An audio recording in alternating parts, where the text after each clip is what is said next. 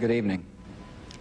Today, our fellow citizens, our way of life, our very freedom came under attack in a series of deliberate and deadly terrorist acts. The victims were in airplanes or in their offices, secretaries, businessmen and women, military and federal workers, moms and dads, friends and neighbors. Thousands of lives were suddenly ended by evil, despicable acts of terror. The pictures of airplanes flying into buildings, fires burning, huge structures collapsing, have filled us with disbelief, terrible sadness, and a quiet, unyielding anger. These acts of mass murder were intended to frighten our nation into chaos and retreat. But they have failed. Our country is strong. A great people has been moved to defend a great nation. Terrorist attacks can shake the foundations of our biggest buildings, but they cannot touch the foundation of America. These acts shatter steel, but they cannot dent the steel of American resolve. America was targeted for attack because we're the brightest beacon for freedom and opportunity in the world, and no one will keep that light from shining. Today, our nation saw evil, the very worst of human nature, and we responded with the best of America, with the daring of our rescue workers, with the caring for strangers and neighbors who came to give blood and help in any way they could.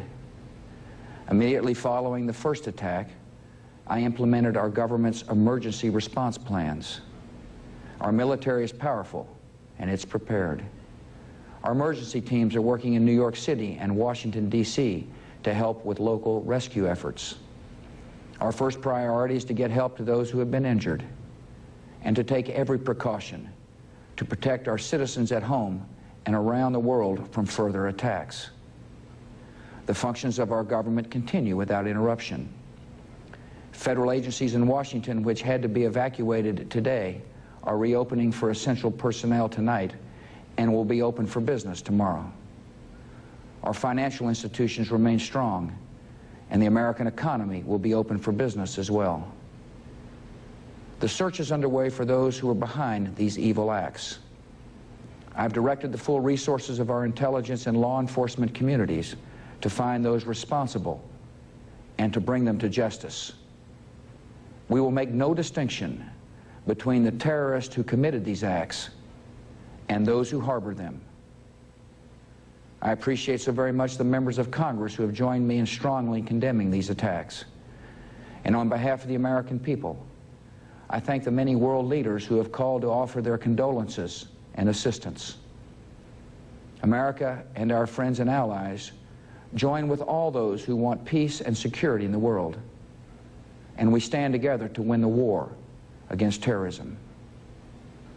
Tonight, I ask for your prayers for all those who grieve, for the children whose worlds have been shattered, for all whose sense of safety and security has been threatened. And I pray they will be comforted by a power greater than any of us, spoken through the ages in Psalm 23. Even though I walk through the valley of the shadow of death, I fear no evil, for you are with me. This is a day when all Americans from every walk of life unite in our resolve for justice and peace. America has stood down enemies before, and we will do so this time. None of us will ever forget this day, yet we go forward to defend freedom and all that is good and just in our world. Thank you. Good night, and God bless America. Here we go.